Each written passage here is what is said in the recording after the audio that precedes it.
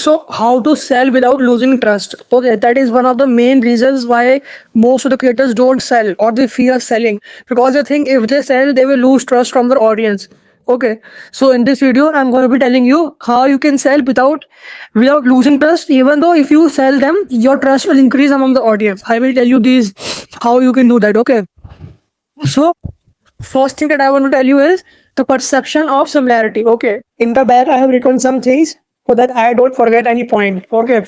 So first is perception of similarity. I'm going to tell you 3 points which you will apply on your offers so the trust of the audience will increase on you. Okay. So the first point is perception of similarity. That is, if you can convince them that you are interested in a thing in which they are already interested, okay, then they will trust you more. For example, if a man goes to a dealership and and the salesman says to the man that this car is not good, take any other car. Okay, so this through this act, the salesman will acquire the trust of the customer. Okay, and in future he can capitalize on that by sacrificing the current sales, but he might make multiple folds of sales through that particular customer because he has got his trust. Okay, and trust is the most important thing in today's world because we are living in a trust recession. Okay, so remember that thing. That is why I always say that you should identify audience pain points. Okay, because if you identify audience pain points, then you will get to know, okay, audience is interested in that thing. Okay, and then you can capitalize on that by modifying your offers and anything, by making some videos. Okay, so you can increase their trust by identifying their pain points and then making videos and basically capitalizing on that. Okay, one more I want thing that I want to tell you is you should change your mindset. Okay, you should not think that I want to sell because I want to make money. Always think that I want to sell because I want to help people more. Okay, always sell because you want to help people more. Don't sell to make money. Okay, so this mindset, you should be having this mindset shift. This is important. Second point is focus on the after benefits that they will get from the offer and make the outcome emotionally appealing. Okay, this is important. don't don't focus, don't tell them, okay, you will get this from our product, or you will get this. Always tell them the transformation. Okay, people always buy transformation, they don't buy features. They do meditation to calm their mind. Okay, they eat medicine to get rid of some pain or to get rid of some disease. They don't care about the features. Okay, this medicine is doing this. Okay, I will take this medicine. No, they only care about the transformation. So only sell them the transformation and make it emotionally appealing. Why I'm saying emotionally appealing? Because human mind has two brains. Okay, one is the chimp part and second is the human part. Okay, so the chimp part generally focuses on emotion. The chimp part is more emotional. Okay, it focuses on enjoyment, and you can't think long term with the chimp part, and it is addicted to dopamine. Okay, it takes decisions without using logic. Okay, so if you will capitalize on someone's emotions, the chimp part will get activated, and you can get yeses from them. And the second part is human part, that is very logical, that is focused on results, thinks long term, and takes action accordingly. Okay, so if you will tell someone features and you will tell, okay, these are the features, then the person's or the customer's human part will be activated and he will think more logically. Okay, so that is the thing. You should always focus on activating the customer's emotional part or the chimp part. Okay, and for selling you should be targeting chimp part. Yes, I have told you that. That's how why I told you to make the outcome emotionally appealing, because it activates chimp part. And this is yes. One more thing, most of you people think that you have less audience, that is why you are not able to make money, but that is wrong. Let me give you two examples. One, there is one channel who is getting around 2.1 million views a month.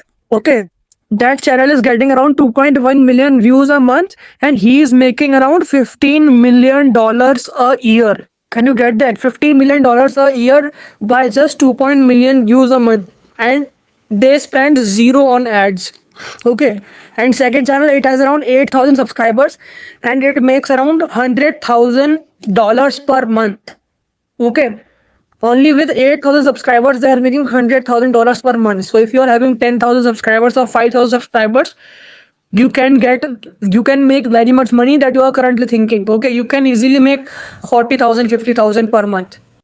Now, the third part is make your content valuable enough that the people feel that they owe you something. Okay, make them think, if this person is giving so much of value for free, how much will it give me when I will pay him?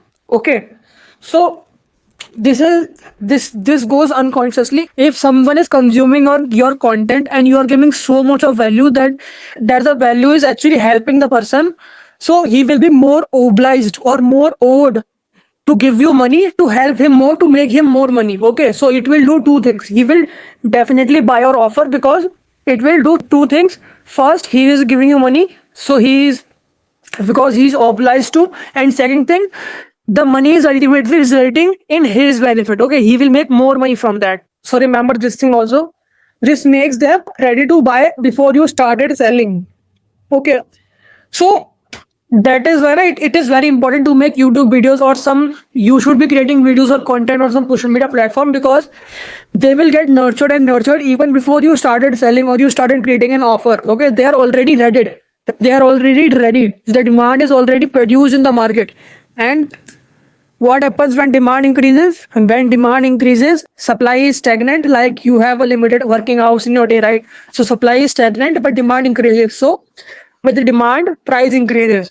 So if you are selling a service of $1,000, you can charge more. You can charge $4,000, $5,000 for your services, because the supply is limited, but the demand is increasing and increasing. Okay. So always remember this thing, that provide more value than the price you have charged, and provide value. And providing value doesn't mean giving more information. Okay. There are many factors to increase perceived likelihood of an offer or service. So people may think, when I say provide more value, people will think, oh, more value means I have to provide them more information. But that is not true. Providing more value means making the offer in a way that it increases the perceived likelihood of the offer or the service. Okay, that is important.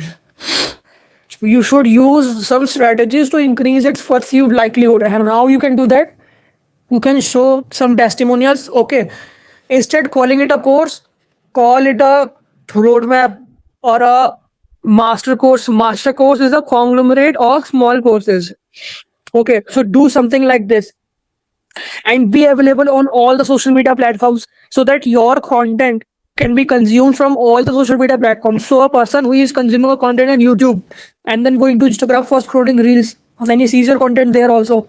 Then he goes on Twitter to see what Elon Musk is tweeting, and he sees your content over there also. So he will be very much nurtured, and he will get nurtured more quick, and will be ready to buy your content, to buy your service. Okay, so keep that in mind.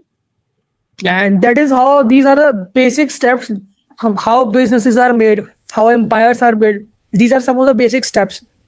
Okay, so remember this thing, and yeah, I will meet you in next video. Bye.